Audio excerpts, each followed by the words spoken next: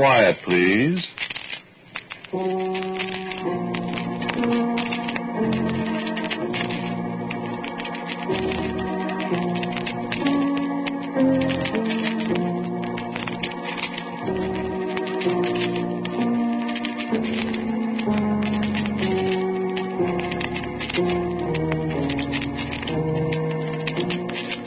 The Mutual Broadcasting System presents Quiet, Please, which is written and directed by Willis Cooper and which features Ernest Chappell.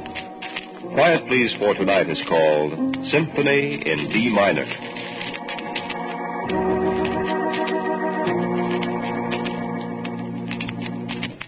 Personally, I believe in the law of the jungle. I believe that the fight goes to the strong, to the one that's smarter, to the one that ought to win. I've made my way in life that way. You can't tell me anything different. I never got past high school myself. I had too much to do to waste time going to college. Yet I did it. I've got just about everything I ever wanted. What I haven't got yet, I'll get. The only thing I ask of anybody is get out of my way. Either that or get out of my way. One-sided or wheel off. That's my motto. Friend, I may take a wheel off just for good luck. Let's not have any misunderstandings about me. I'm tough, and I know it. I got nothing against you. If I had, you wouldn't be just sitting there listening. You'd be out of luck, like a certain party is going to be one of these days very soon, which I'm going to tell you about shortly. Look, friend, don't get the idea that just because I'm tough, I'm not smart. Because I am. Because I'm going to show you shortly just how smart I am. You want to hear? Good. Last night I was a guest in his house. A very interesting evening. You see, he's a psychologist, a very smart man. Degrees, honors, knowledge. A beautiful wife. And black glasses. Yeah, that's right, he's blind. Very convenient for certain parties. For example, a party named Carol, his wife. For a party named Ray. Me. See what I mean, friend? You don't? Yeah, you will shortly. He was sitting on a blue Davenport. Oh, I didn't tell you his name, Johannes. I'll just call him Johannes so you'll not get too much of a line on him. I wouldn't want anybody to slip him any information he shouldn't have, you know. Well, he was sitting on the blue Davenport. Carol was upstairs finishing a radio script. Yeah, she's very smart. But she'll have to stop that after she marries me. I don't want any wife of mine working. So anyway, Johannes and I were sitting there, batting the breeze, as you'd say in the Quartermaster Corps.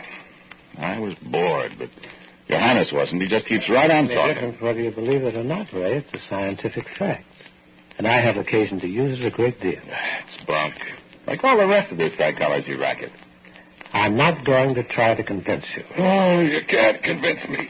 I could, though. Look, Johannes, I don't believe in it. And even if I did, I know you can't hypnotize a person against his will. You think so? I know so. You want to try a little experiment? No. Well, there's no point in it. You're sure a man can't be hypnotized if he doesn't want to be? Sure. Well, I won't argue with you. Look, hand me that push button on the extension cord there by the desk. This? By the desk. This is the only thing. Is that it? Here. Thank you. What's it for? It's a gadget I had. Listen.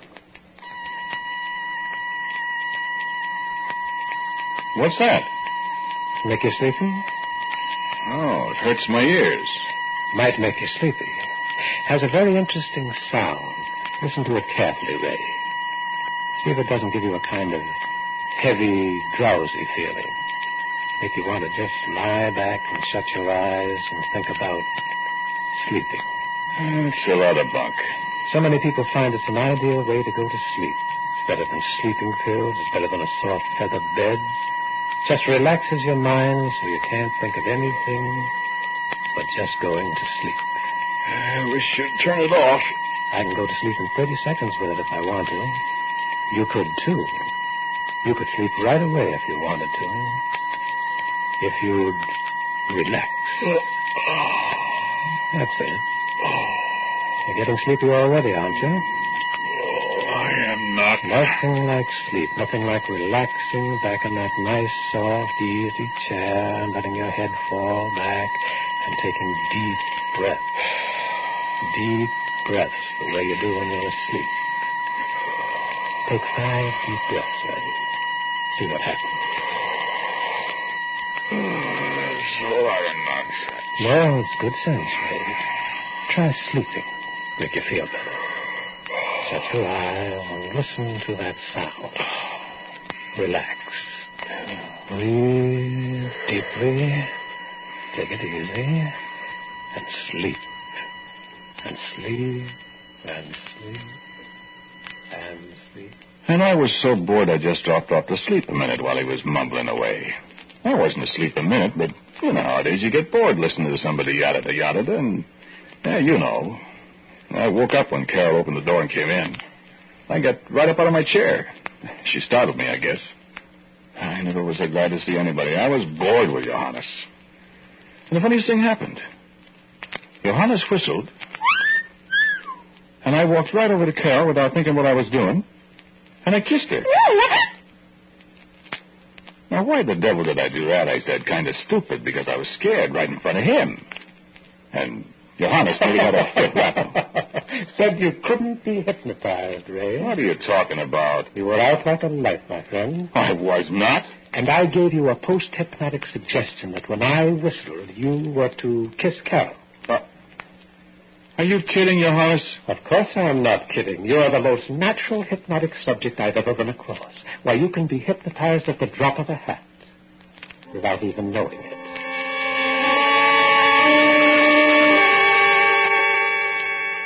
Now, what do you think of that?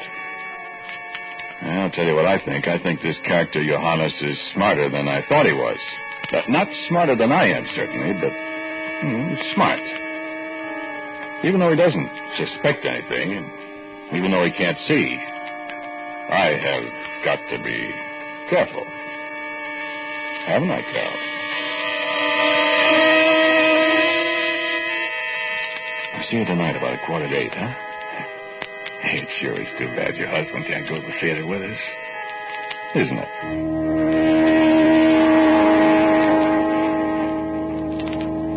I go in, I sit down, and I look at Johannes. I give him a very large, affable hello. I say, well, how you doing, Svengali? I hope you didn't mind that little experiment last night, Ray. No, it was very interesting and instructive, Johannes. Yes, it was.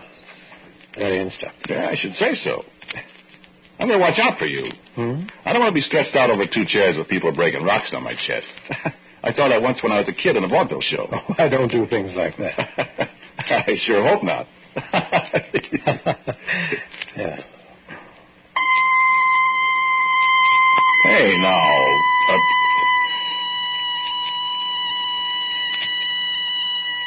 You asleep, Ray? Yes. I'm asleep. You went to sleep very easily this time, didn't you? Yes. You told me last night to go to sleep whenever I heard that sound. You didn't like the sound. No, I didn't, but I do now. It puts me to sleep. You know you're to do anything I tell you to do. Oh, yeah, sure. If I told you to bark like a dog, or sing for me, open up and tell me the truth about everything. Oh, yes, Johannes. What about Carol? I'm going to take her away from you, Johannes. That's what you said last night. Oh, yes, I remember it. Do you love her, Ray? Not especially. But she's pretty, and I'd rather have her than to have you have her. She's my wife, Ray. I know it. Why, Ray, don't you think it's rather reprehensible to steal a man's wife? Especially a blind man who doesn't know what's going on? Oh, no, I don't think so. Well, it is. I guess it is if you say so, Johannes. Does Carol love you, Ray? She says she does. No. I used to love her myself. Quite a great deal, as a matter of fact, Ray. That's too bad. But after what you told me last night and now, I realize that she's been playing me for a sucker. Hasn't she? She sure has. You think I should love her now? No. Well, I don't. Good. Ray, what would you do if your wife ran away with another man? I haven't got a wife, Johannes. Yet. But if you did have one who played you for a sucker the way Carol's played me, would you kill her? Of course I'd kill her. All right. Ray, you kill Carol. All right. When? Well, now, we don't want to get me mixed up in this little act of simple justice, do we, Ray? Oh, no, of course not. Well, then, we'll have to do it some time and some place when I'm not around. All right, Johannes.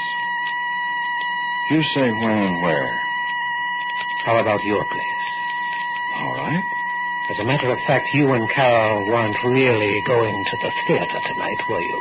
Oh, no, we're going out to a nightclub where we can be alone for a while. I see. Well, couldn't you stop by your place tonight? All right. Stop by my place tonight. Now, let's see.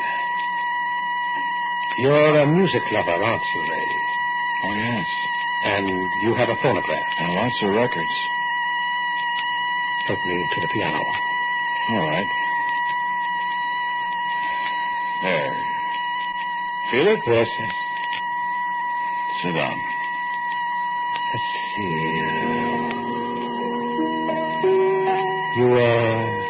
You know this.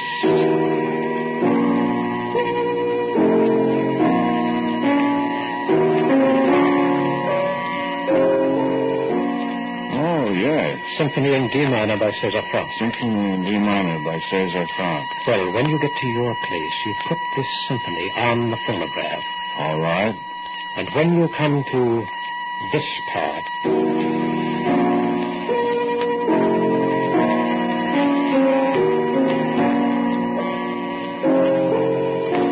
when I come to that part, you go and strangle Carol. I go and strangle Carol. Murder her. Murder Carol. That's right. When you hear this.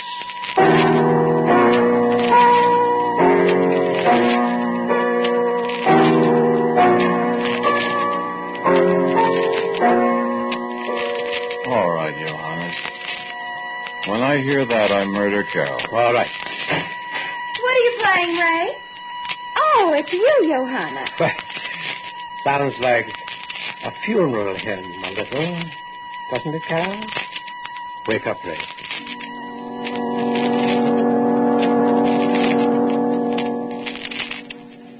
This is better than going to the theater someplace, isn't it, dear? But I don't like being here, Ray. Ah, it's all right. Don't you like listening to music? I like listening to music, all right, darling, but do you realize there isn't any music? What? The machine stopped, sweetheart. Well, I'll start it again. Kiss me first. You turn on some more lights first. Isn't it bright enough in here? Creepy, Ray. Keep feeling as if something's going to happen. Oh, don't be silly. What could happen? Nothing, sweetheart. I just feel that way. All right. That better? Much better. Now you can kiss me. Thanks. Oh, your lips are cold. I tell you, I feel scary. Stop. Let's listen to music. I love César Franck. And me? And me. Okay.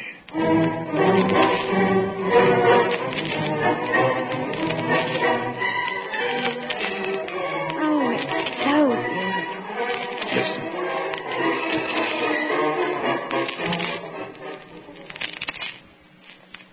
Never mind who this is. Just go to apartment 1603A at the address I gave you, and you'll find the woman murdered and the murderer there with her. That's right. Never mind, I know. Go at once, Officer.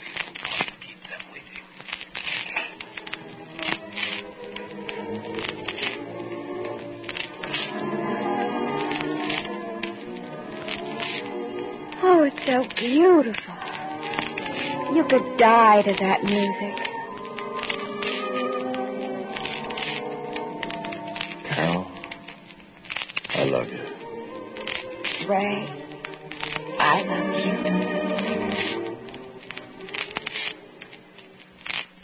Car 32, apartment 1603A, 444 Stewart Street. Investigate. Car 32, apartment 1603A, 444 Stewart Street. Investigate. That is all.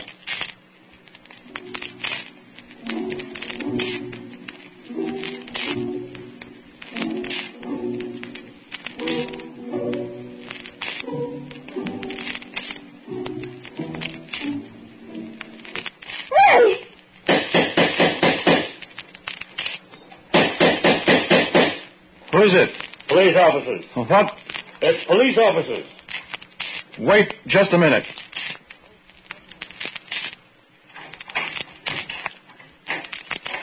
What do you... We had a call to investigate.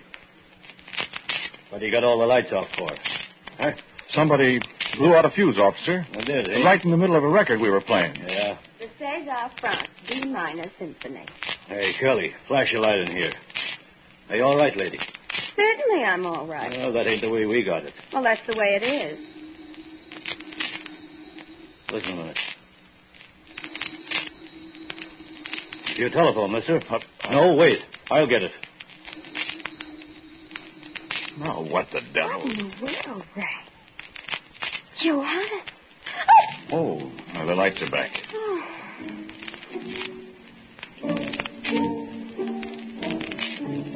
I'd better turn that off. Wait a minute, Carol. Somebody's playing a joke on you, mister. I hope. Who was it? Somebody wanted to know if the lady was dead. I said she certainly ain't. I says they was playing a Frank D. Minor's Sympathy and the fuse blew out. And then he hung up. Johannes. You want me to go lock him up? You know him? No. Carol. I remember. Quick, turn off the record. Oh, what's the matter? Turn it off. Hey, now, what are you going to do over there? What? What are you busting the records for, Mac? Why, excuse me, officer. I just remembered something. Something a man didn't have time to tell me to forget.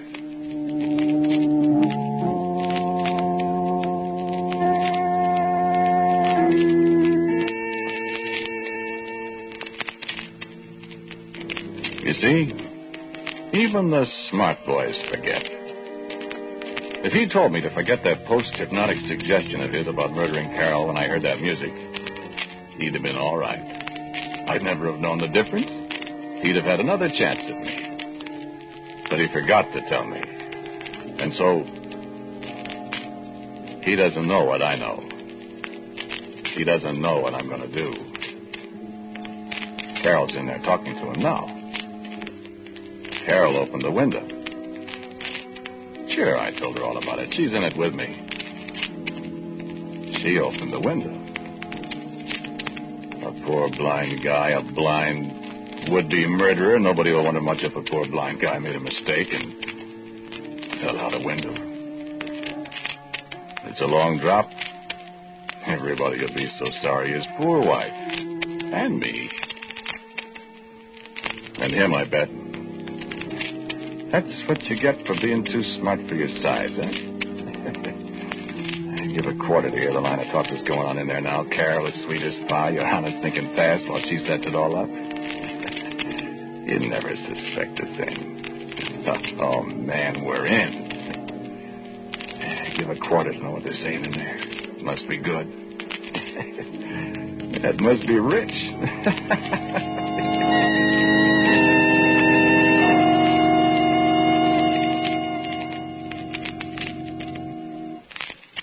I won't fail the next time, Carol. Oh, no, Johannes. He didn't kill you, so you have to kill him. Whatever you say, Johannes, I'll kill him. It'll be a little poetic justice, won't it? Oh, yes, Johannes. You know that Frank D. Minor theme, Carol? Oh, yes. It's beautiful. The one that was to be a signal for him to strangle you. Oh, yes. The one that goes... Da, da, da, da, da. That's it. Now you hear that melody, Carol. You'll murder Ray. Whenever I hear the music, I'll murder Ray. Whenever. Whenever. You'll take a knife and stab him. I'll take a knife and stab him. When you hear... Come in. Go get it, Karen. Wake up. Why, hello, Ray.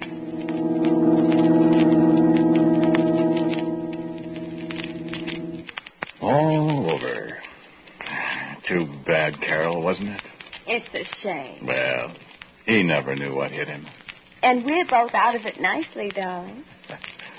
Ain't it wonderful? Oh, I just shudder to think what would have happened if that fuse hadn't blown out, darling. And if I hadn't remembered. Well, I'll never have to worry about that music again. It's so pretty. I hate to think what might... Ray. Huh? I'm still afraid of it. Oh, don't be silly. I am. Oh, stop it. I never want to hear it again. Well, you're going to hear it. Ray, please. Well, listen, baby, we might as well get this straight now. Ray, please. Listen, darling.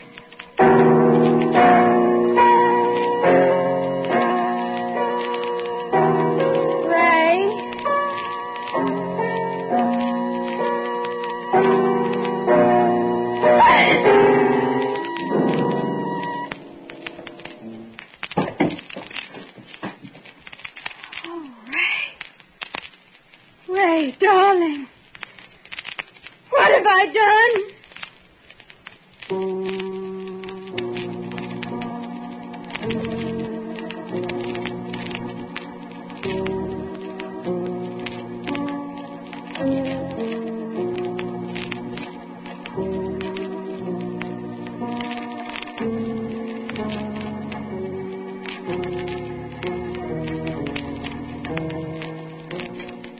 The title of tonight's Quiet Please story was Symphony in D minor. It was written and directed by Willis Cooper, and the man who spoke to you was Ernest Chappell. And Charita Bauer played Carol. James Van Dyke was Johannes, and the police officer was Pat O'Malley. As usual, music for Quiet Please, including the theme by Cesar Frank, is played by Albert Berman.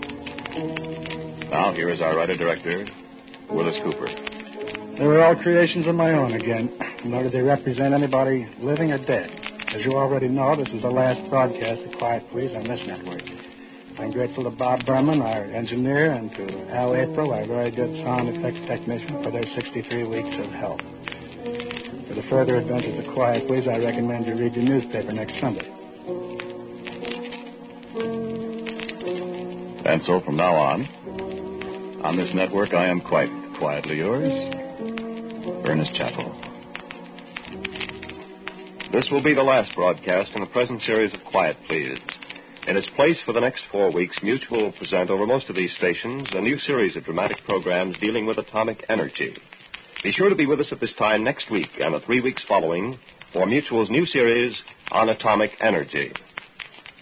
This program was heard in Canada through the facilities of the Canadian Broadcasting Corporation. This is the world's largest network, the Mutual Broadcasting System.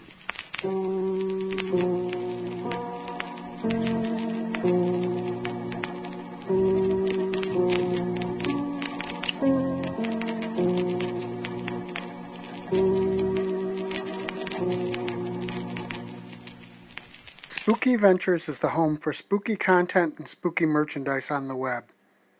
Check it out today at spookyventures.com. And remember, always keep it spooky.